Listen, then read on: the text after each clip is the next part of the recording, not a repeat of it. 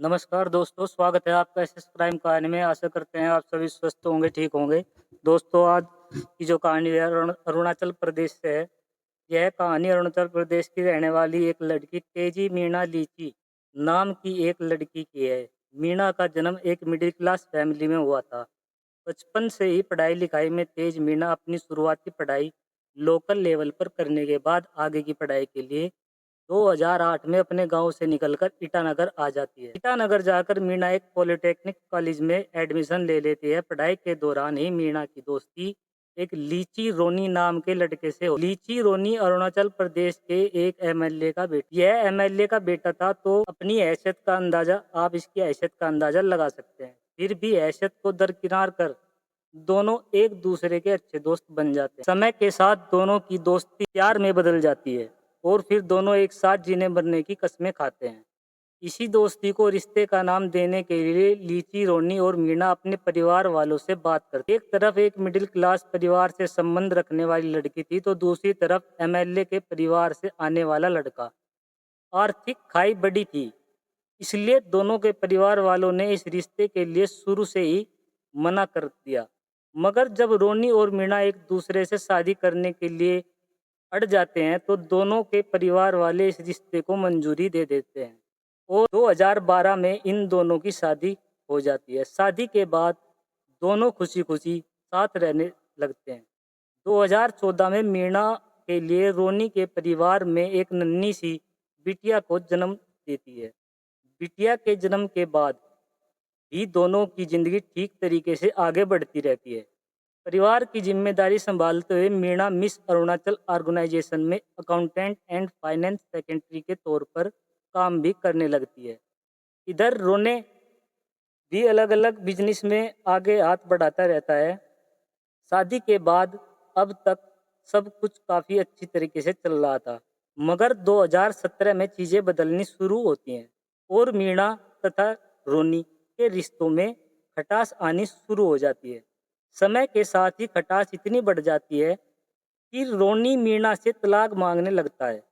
इस बात की जानकारी दोनों परिवारों तक पहुंचती है और फिर दोनों परिवार वाले दोनों को आपस में बिठाकर तलाक की वजह समझने की कोशिश करते हैं।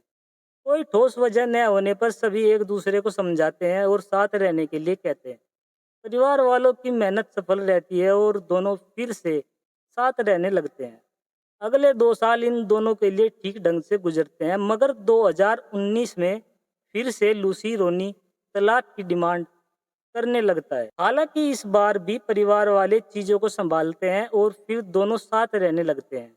जब यह दोनों साथ रह रहे होते हैं, तभी 2020 की शुरुआत में ही मीणा अपने परिवार वालों को फिर से गर्भवती होने की खुशखबरी सुनाती है।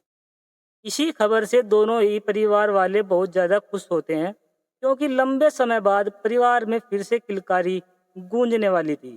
परिवार वालों की खुशी इसलिए भी ज़्यादा थी कि बेटे और बहू में सब कुछ सामान्य हो चुका था।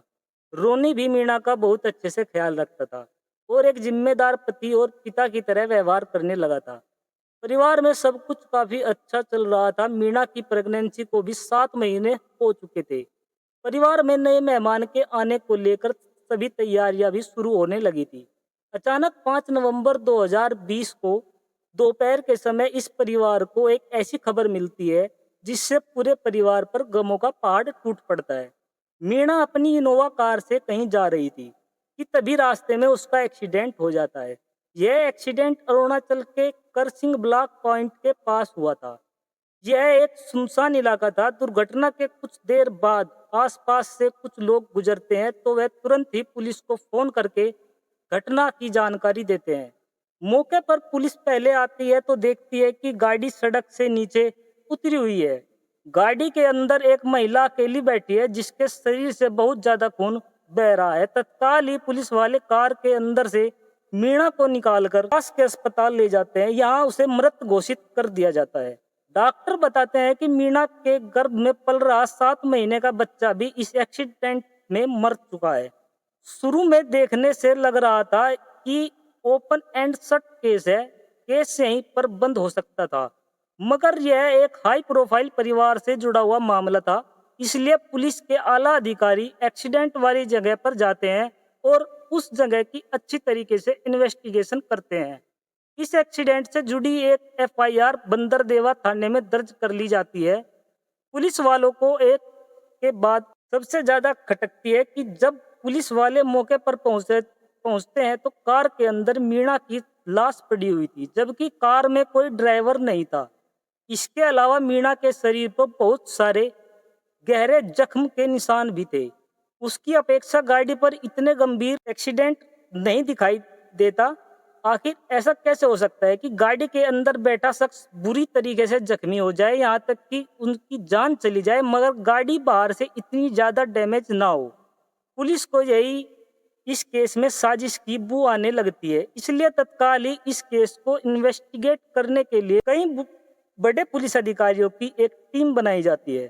पुलिस वाले सबसे पहले घटना के समय कार चला रहे ड्राइवर के बारे में जानकारी जुटाना शुरू करते हैं। सबसे पहले पुलिस वाले लूसी रोनी से ड्राइवर का मोबाइल नंबर लेकर उससे कांटेक्ट करते हैं। घटना के समय इनोवा कार को बैठक स्वांग नाम का व्यक्ति चला रहा था। पुलिस वाले जब ड्राइवर से एक्सीडेंट के बाद घटना स्थल से भागने की वजह पूछते हैं तो वह कहता है कि मैं डर गया था, इसलिए वहां से भाग गया।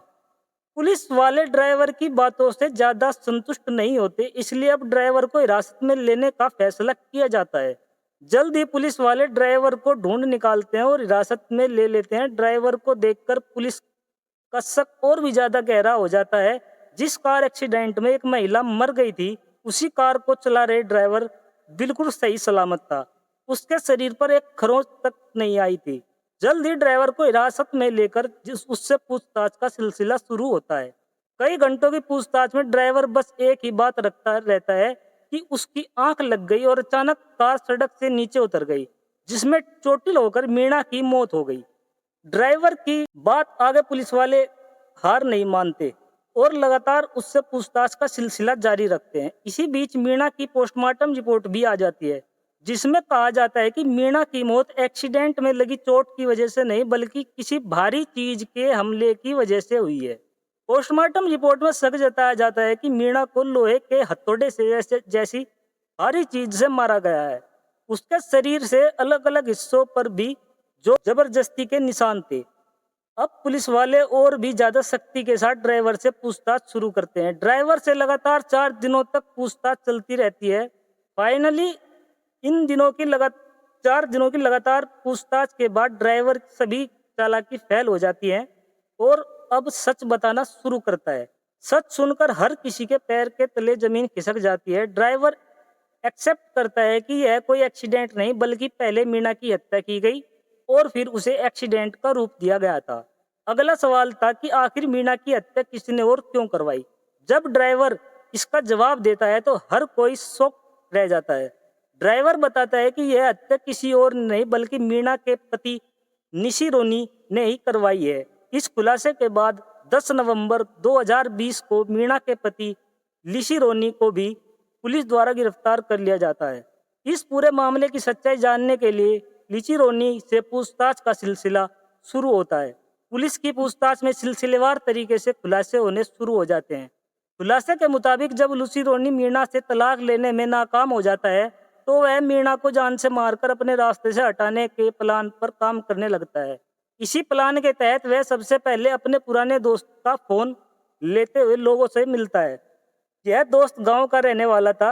रोनी अपने दोस्त से कहता है कि वे अपनी बीवी की हत्या करवाना चाहता है, मगर यह हत्या ऐसी होनी चाहिए कि किसी को शक भी ना हो। और इस मीटिंग के बाद रोनी का दोस्त का अपमान मीणा की हत्या के लिए पास के ही 13 जिले से 2 कॉन्ट्रैक्ट किलर को इस हत्या को अंजाम देने के लिए राजी कर लेता है। यह कॉन्ट्रैक्ट किलर थे यांग और ताने। खून या जब इससे दोनों की हत्या करने के लिए राजी हो जाते हैं तो क्वांग इन दोनों को लेकर ईटानगर के एक होटल में 27 अक्टूबर 2020 को आता है। इस होटल में 28 अक्टूबर 2020 को रूनी भी आता है। फिर आपस में बैठकर मदर प्लान को फाइनल करते हैं। रोनी अपने 7 महीने की गर्भवती पत्नी की हत्या के बदले कॉन्ट्रैक्ट किलर को 10 लाख रुपए देने का वादा करता है। एडवांस के रूप में 28 अक्टूबर को ही लुइसी 5 लाख रुपए कॉन्ट्रैक्ट किलर को भी दे देता है। बाकी के 5 हत्या करने के बाद देने का वादा किया जाता है। इसी मीटिंग में तय होता है हत्या करने के बाद इसे एक रोड एक्सीडेंट के रूप में दिखाया जाए ताकि किसी को भी शक ना हो।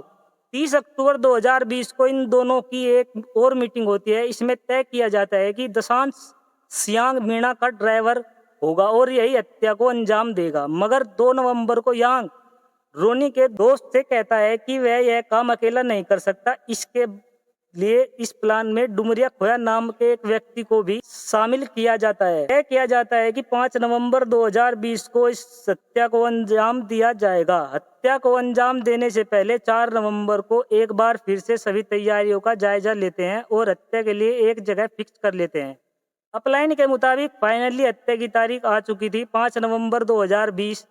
साजिश के तहत 5 नवंबर की सुबह लीची रोनी अपनी वाइफ मीणा से कहता है कि एक जमीन की डीलिंग के सिलसिले में हमें करसिंग जाना है। मैं चाहता हूं कि तुम भी मेरे साथ चलो। फिर प्लान के मुताबिक तय समय पर कार का नया ड्राइवर तथा यांग मीणा और उसके पति को घर से पिक कर लेता है और करसिंग के रास्ते की ओर निकल पड़ता है। ड्राइवर कार की पिछली सीट पर दमड़ी की को खोया को भी बैठा लेता है। कार अपनी रफ्तार के साथ आगे बढ़ते हुए रास्ते में पड़ने वाली एक शिव मंदिर को क्रॉस करती है। तभी कार में पीछे बैठा हुआ दमरियाद अचानक से मीणा पर हमला करना शुरू कर देता है। मीणा अपने बचाव में हाथ पैर चलाना शुरू करती है। वह मदद के लिए चिल्लाने की कोशिश करती है मगर कार में मौजूद कोई भी व्यक्ति उसकी मदद नहीं करता। इसी बीच दमरियाद पास में बैठे रखे हुए लोहे का एक भारी हथौड़ा उठाकर मीणा पर हमला करना शुरू कर देता है और वे तब तक हमला करना जारी रखते हैं जब तक मीणा की सांसें थम नहीं जाती। किसी को मीणा के मरने का पक्का यकीन हो जाता है तो सभी गाड़ी से उतर जाते हैं। फिर बड़ी सावधानी से कार को आगे चलाते हुए तथा सड़क के बाईं ओर नीचे गड्ढे में उतार देते हैं। फिर मौके से सभी लोग भाग जाते हैं। थोड़ी देर बाद जब कुछ लोग वहां से गुजरते हैं तो उनकी नजर कार पर पड़ती है और फिर वहां लोग पुलिस को फोन करते हैं। पुलिस को इस बात का जवाब तो मिल गया था कि एक्सीडेंट नहीं हत्या है, मगर हत्या क्यों की गई इसका जवाब अभी भी पुलिस जानना चाहती थी। आगे की पूछताछ में पुलिस वालों को इस सवाल का जवाब भी मिल जाता है। इस हत्या की वजह थी लीची रोनी की एक्स्ट्रा मैरिटल अफेयर। दरअसल 2016 में ही लीची रोनी चूमी ताया नाम के एक लड़की के प्यार में पड़ जाता है। इसी लड़की के प्यार में पड़ने के बाद रोनी अपनी पत्नी से तलाक लेने की कोशिश करने लगता है। जब रोनी का तलाक लेने का प्लान काम नहीं आता तो वह अपनी पत्नी की हत्या का प्लान बनाता है और बड़ी ही बेरहमी से 7 महीने की गर्भवती पत्नी की जान ले लेता है। इस पूरे खुलासे के बाद पुलिस वाले अपनी जांच आगे बढ़ाते हुए इस साजिश में शामिल एक कर 5 लोगों को गिरफ्तार कर लेते हैं। आगे मीणा के परिवार वाले रोनी की गर्लफ्रेंड चूमी ताया पर भी इस साजिश में शामिल होने का आरोप लगाते हैं। इसी आरोप के बाद इस गर्लफ्रेंड को भी पुलिस द्वारा गिरफ्तार किया जाता है। आगे की जांच में विजय विश्वास और डेंगू नाम के इस व्यक्ति का भी साजिश में नाम आता है। उसे भी गिरफ्तार कर लिया जाता है। गिरफ्तार किए गए आरोपियों के खिलाफ हत्या, साजिश करने, सबूत मिटाने, एक एजेंट में बच्चे की जान लेने समेत कई गंभीर धाराओं के तहत मामला दर्ज कर लिया जाता है। आगे इस केस की जांच बढ़ती रहती है और पुलिस वाले अपनी और ठोस सबूत जुटाना शुरू करते हैं। इसी बीच 5 जनवरी 2021 को इसके कुछ आरोपी अदालत में बेल के लिए एप्लीकेशन डालते हैं मगर उन सभी की बेल की अर्जी खारिज कर दी जाती है। फिर आगे 4 फरवरी 2021 को पुलिस इस मामले में कुल 7 लोगों के खिलाफ चार्जशीट फाइल करती है। इनमें से आगे की सुनवाई के बाद 10 जनवरी 2023 को चूमी ताया और विजय विश्वास और डेंगू को सबूत के अभाव में केस से बरी कर दिया जाता है, जबकि मीणा के पति लिकी रोनी समेत कुल 5 लोगों के खिलाफ आरोप तय करते हुए उन्हें जेल भेज दिया जाता है। फिलहाल इसकी सभी आरोपी जूली जिला जेल में बंद हैं और अभी इस केस की सुनवाई स्थानीय अदालत में चल रही है। दोस्तों, वैसे तो सभी गुनहगारों को अदालत से उचित सजा मिल ही जाएगी, मगर आपके अनुसार एक बेगुनाह और बेरहमी से मारने वाले इन दरिंदों की सजा क्या मिलनी चाहिए? कमेंट बॉक्स में जरूर बताएं। मिलते हैं अगली कहानी में। धन्यवाद।